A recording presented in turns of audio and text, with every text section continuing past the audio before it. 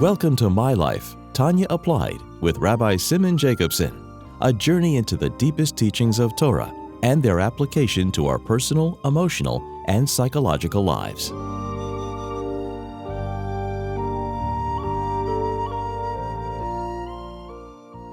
A good Tavach, a good week. Nagmar Chsimet Teva. We continue our journey in the life-changing Sefer Tanya.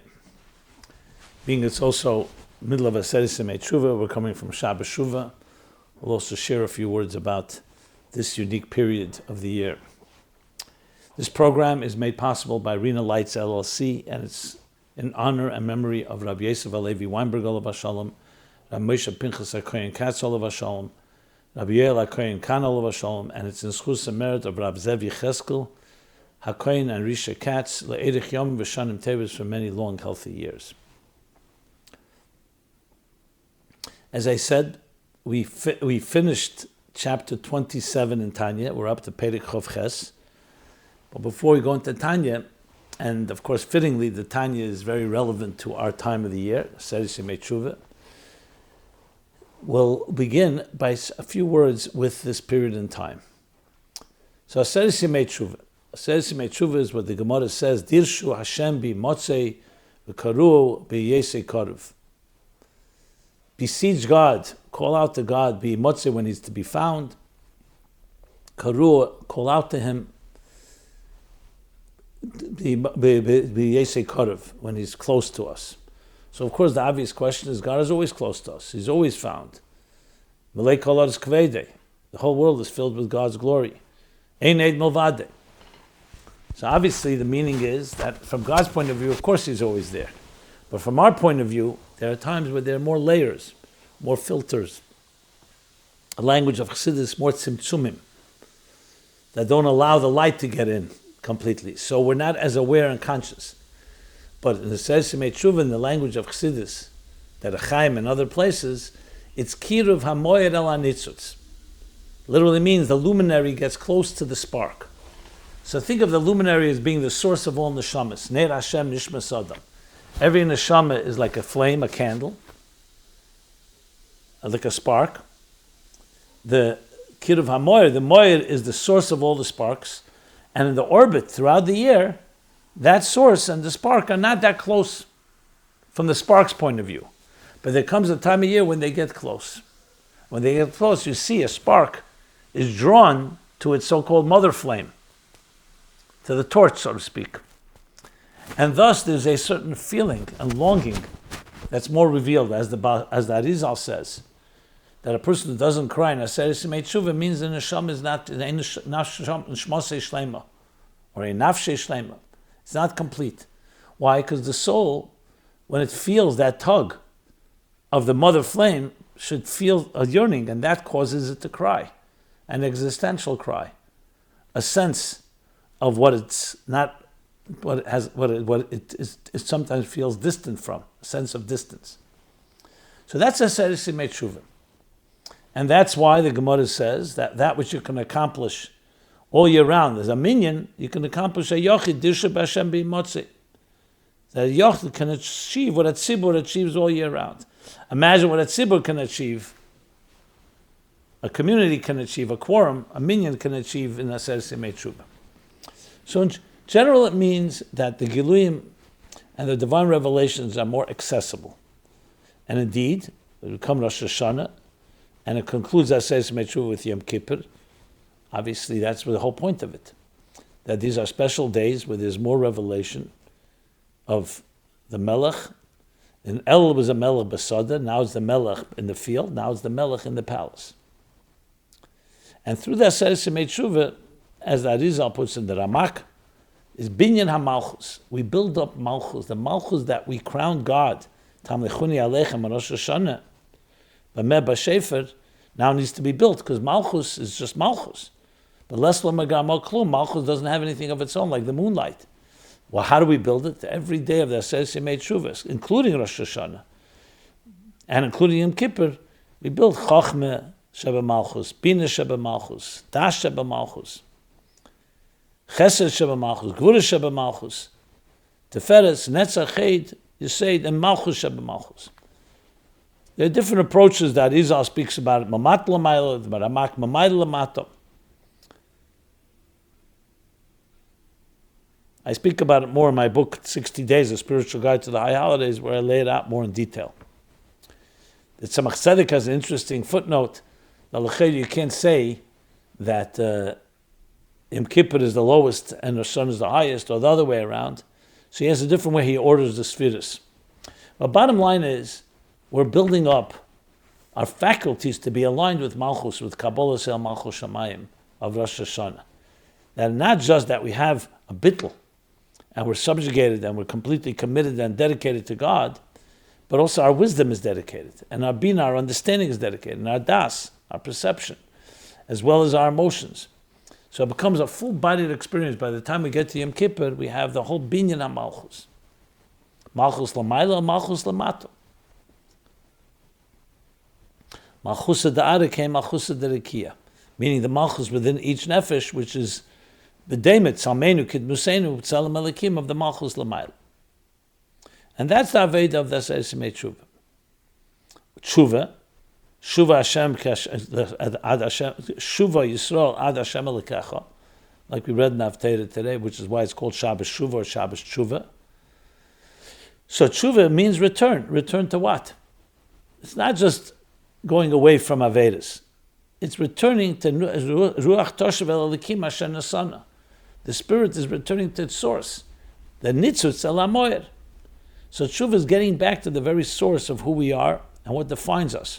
The real essence of a person, the language of the Rambam. And Echels Gedishin, end of chapter 2, where he says that Eid Be'etzem always wants to do Torah and mitzvahs and not transgress, God forbid. However, Yitzrei Husha Onse, sometimes the Yetzer Hara compels us, distracts us, seduces us. But that's the etzem of what Eid is all about. So in these days, these holy days, these sacred days, Yom Neroyim, as we stand between Rosh Hashanah and Yom Kippur, are very powerful days. And they're not just days, individual days, as that Izal says, that Aser Semei Tshuva includes all days of the week. Because the 7 days between Rosh Hashanah and Yom Kippur includes everything from Sunday to Shabbat.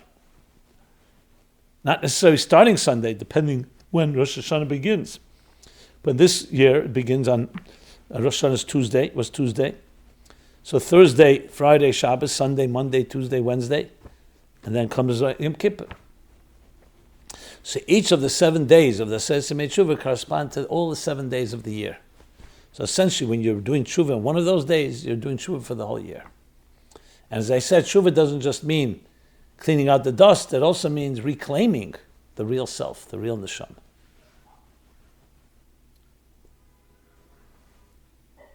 So essentially, in the language of Tanya, is that we have a battle between Nefesh Elikis and Nefesh Abamis.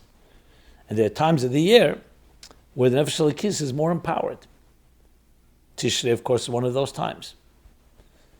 So if tefillah in general, prayer in general, supports the neshama, how much more so the tefillahs of Rosh Hashanah Yom Kippur? And in general, you said Semei Tshuva, when Dirsha Hashem b'motzei karua b'yesei karev. So with that, let us segue now into Tanya. So what are we up to?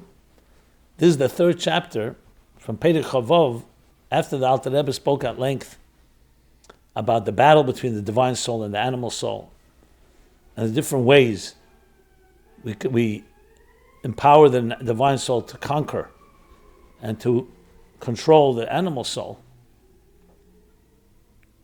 Then he goes over to the obstacles. One of the biggest obstacles is self-doubt, negative thoughts, what he calls atzvus, sadness, depression. You start thinking low of yourself. What do you think happens? It weakens you, it demoralizes you. So that's another tachbula, another method of the Yetzer Hara to weaken us. So there's the Yetzer Hara literally attacking us, so to speak, and trying to seduce and keep us busy with our own the selfish needs. But there's another, the Yetzer Hara has another Yetzer. It depresses you, makes you think you're getting somewhere. Look who you are. So in Perek Chavov in chapter 26, the Alter Rebbe spoke about in general what the demoralization, how negative it is that comes from negative thoughts, how bad it is, and how it weakens us. And he spoke about 2 types of the sadness. One from Mila de Alma, matters of the world. The sadness, things not working out in your life, personal life, family life, and so on. Negative experiences, and how really that's all a deeper good. That's his Eitzah. The second half of chapter 26 talk about Mila Deshmaya. Pasha, the sadness that comes from doing sins that were sinful. And that too he explained. That there's a designated time for that, and those thoughts are coming from a bad side, just again to demoralize us. There are times of remorse, but generally you have to serve Hashem with simcha. And even the negative sin, the thoughts that come in during the day, that's not the time for it. Because again, what it does is demoralize us. Then in chapter 27, the last chapter, he spoke about not sins. How about atzvus just from your state of being? That you have negative thoughts. Even if you don't act on them, even if you don't speak, even if you don't deliberate on them. So that makes you think, what have you accomplished already? Look, a constant battle. And he explained at length that no, on the Adarab, you're being Mekayim mitzvah. Because Dafka Beinani, a tzaddik doesn't have these negative thoughts. Dafka Beinani, because you have them, you can Sasur Achal Avavcha. Do not follow them, the power of restraint. The power, as he said at the end of the chapter, Viskadashtim Visim Kadeshim. Dafka, a person who's in a place that's not sanctified, has the ability to sanctify themselves. And goes on to explain throughout the chapter the power of restraint, of refrain, how it reaches the deepest levels above, the deepest nachas ruach that it creates. But that's all from the sadness or the depression that comes during regular day, middle of work, middle of your daily routines. So that he explained how to deal with that, how that actually should lead you to tremendous power and simcha, because you're fulfilling the ultimate purpose for which your neshama came down below, to fight these temptations and restrain yourself. And every restraint, called chiyah v'tchiyah, as he puts it, reaches the deepest levels. But how about now, and he referred to already, he said we'll discuss it later, now he's coming to the later, how about negative thoughts that come, not sins, negative thoughts in general about different things that come while you're davening or learning. Shas Aveda. So now you could say that's already a much more bigger problem. During the day, you gave me the Eitzah. But the fact that I'm middle of davening, middle of learning, and I get a machshava zara, negative thought. We're not talking about Avedis, because that already he addressed in chapter 26. So why should that not bring me down? That's what he's going to address now in chapter 28. And basically he's going to come to say that too should not bother us. So we're going to start Perek Chav Ches now.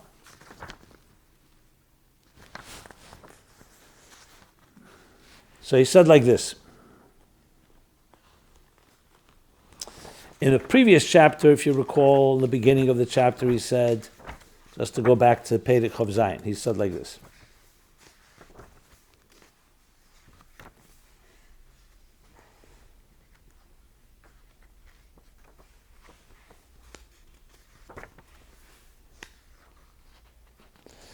Because b'shas Aveda, he's going to speak about in this chapter. Then he spoke about not b'shas Aveda. So now he starts in Perek Chav Ches and says like this.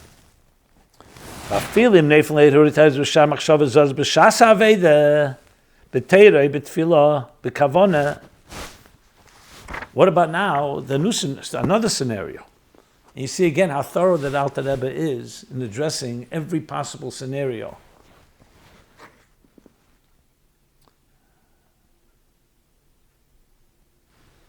Even if while worshiping Hashem in Torah or prayer, with kavanah, with intention, a person begins to think or fantasize about indulgences or Hirure Taivas, I should start. So physical indulgences, pleasures, V'shar machshavas or other inappropriate thoughts, so that can be very disturbing. Because now you're in the middle of davening, middle of learning. Says the Alter Rebbe, Al Yoshis Leiv Elein. Don't turn your heart to them. No, don't focus on it. Here the goal is to Mesir Das, Al Yasir Daite Mehen Kerega. Rather, divert your attention away from them immediately.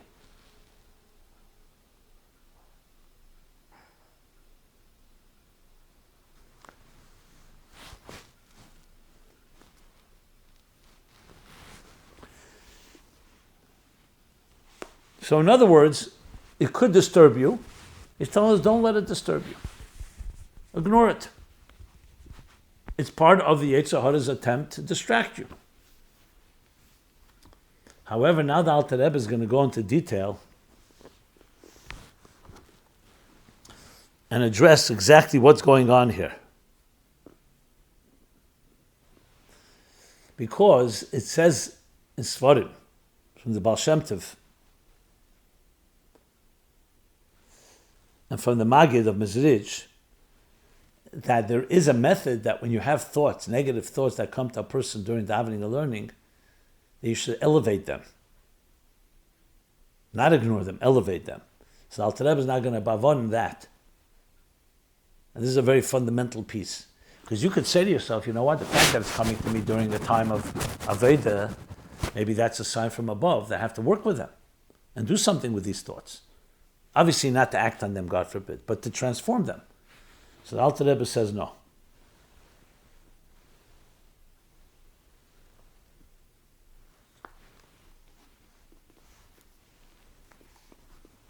And he continues, V'gam al yehi sheita,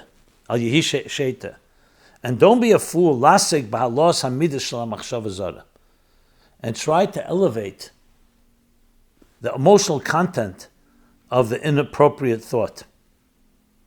Keneda, as it's known that there's such a practice that was passed on from the Baal Shem Tov. As the Alter Rebbe is going to explain, that's only for tzaddikim. So the Alter Rebbe is now coming to negate that possibility. So in a way you could say, that would be another way to get rid of the negative thoughts. By meaning the negative thoughts, feeling bad about the negative thoughts that you're getting. Because you're elevating them. He says, no, that's not the approach. The approach is to ignore them. And now he's going to talk about why is that not the approach. But to get there, let's first discuss what the Baal Shem Tov says. What is the Alter Rebbe negating here? So basically the point is that according to the Baal Shem Tov's teaching, the Maggid's teachings, which is based of course on Torah and Kabbalah, everything has a spark of Kedusha in it, and holiness. So even when a person has a negative, inappropriate thought, so there's a spark there. The spark obviously has been taken captive and hostage by the negative and inappropriate thought. But a person who's able, and we're going to soon see that's not in our power of most people, is able to redeem that spark.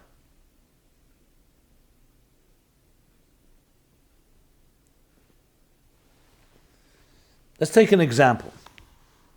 The Gemara says, for example, that a person born in Mazel Madim is going to have a certain aggressive nature. It's a certain Mazel. The Mazel of strength, aggression, aggressive nature. He could either become a murderer or becomes a sheikhet. Either way, he sheds blood. One is a Kedusha, one is not. So one could say if a person has a certain aggressive tendency, instead of ignoring it, he'll channel it, he'll harness it. So in some instances, that is definitely an Aveda. But if a thought like that comes, a negative thought a person has during davening, so you think, you know what? Maybe I'll channel it, harness. Says the Alter Rebbe, no, that's not an Aveda for the regular person. We have to distract ourselves. Like it goes on to say,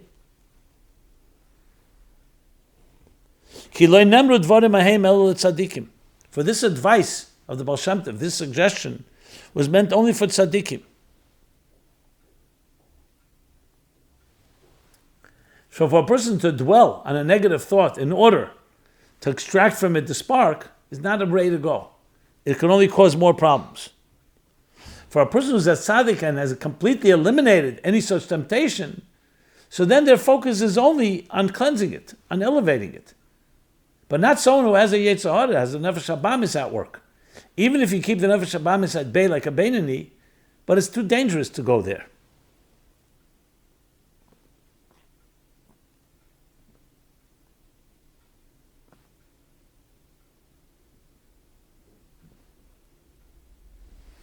So then the question is, what take does a tzaddik have such negative thoughts?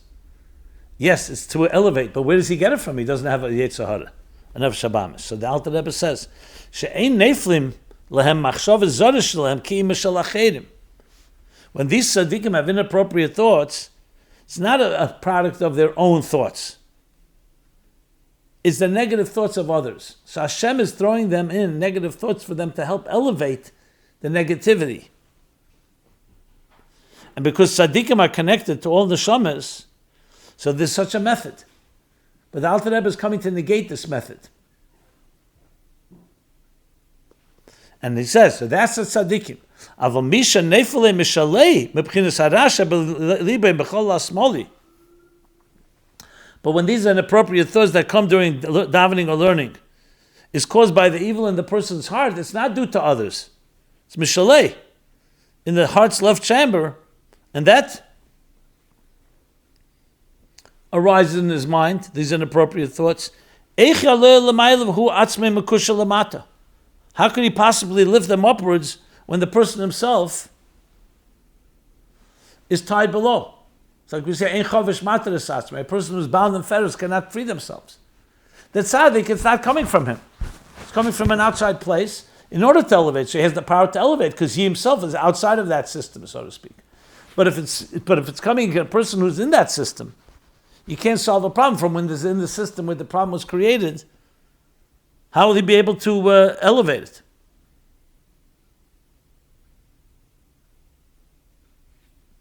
So therefore, that's not an option for the regular person. So that is negating that possibility. So what are we left with? So what do we do with these negative thoughts? So the Alter Rebbe continues, Afal Pikain, because you could then say, if that's the case, and I can't elevate it, so I would become depressed from the mere fact that I'm having these thoughts.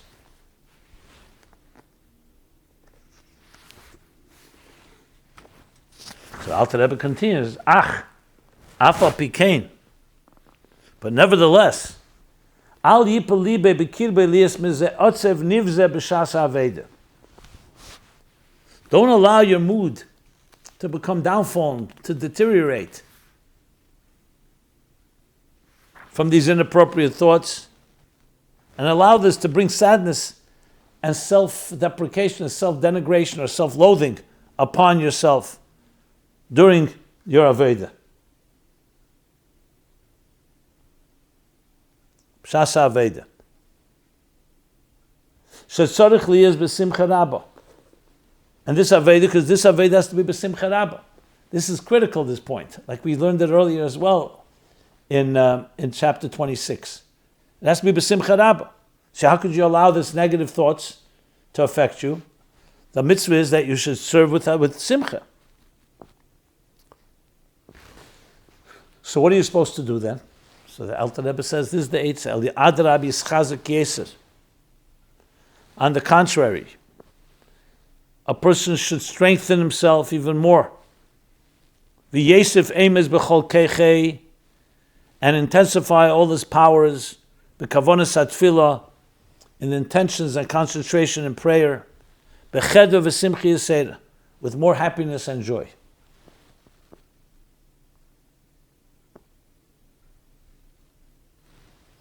And how do you increase the more joy? You could say, okay, I won't be sad. Because like we learned earlier, that's part of the battle. It's the part of the purpose of existence. Besumay alibe, says the Alter Rebbe, when you take to heart, kinefila samachshava zora, himaklipa shabachol asmoli, that the inappropriate thought arose in the mind from the klipa in the heart's left chamber, Ha'esa milchemes be'beinani im nefesh halakisha boy. Which in the Beinani, who has a nefesh habamis, this is the challenge that the animal soul is posing to the divine soul. And it's known that in a fight or wrestling match between two wrestlers, like we said at the beginning of chapter 26,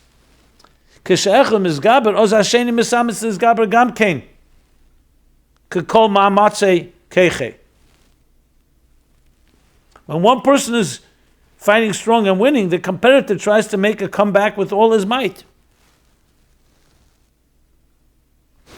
And therefore, this is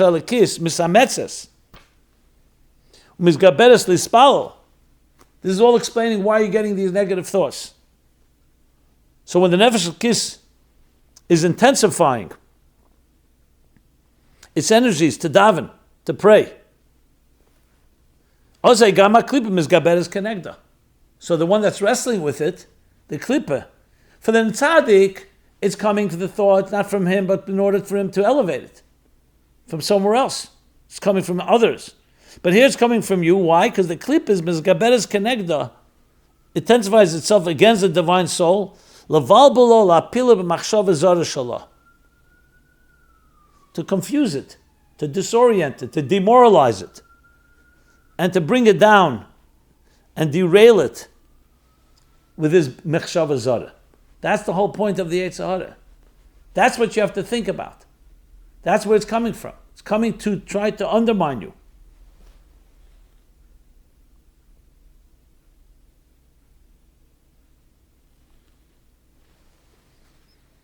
So as he's going to continue to explain, not like those that make mistake, they think that shows you your prayer is not perfect because look at these bad thoughts. On the contrary, it tells you that your prayer is going well.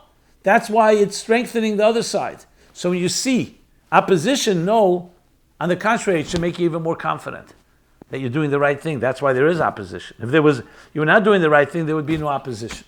But that we'll already learn in the next year. So we'll stop here. Began chapter 28, very powerful message of that when you, on the contrary, negative thoughts should bring you to even more strength and confidence in that you're doing the right thing.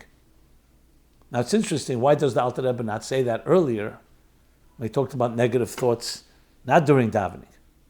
We'll discuss that in the next program, the next year. This has been Chassidus Applied, ChassidusApplied.com, TanyaApplied.com, I should say, which is part of ChassidusApplied.com. Gut gebencht Jahr, Machsi Mateva. This has been My Life, Tanya Applied with Rabbi Simon Jacobson. Please join us again next week. Visit ChassidusApplied.com for archived classes and more resources.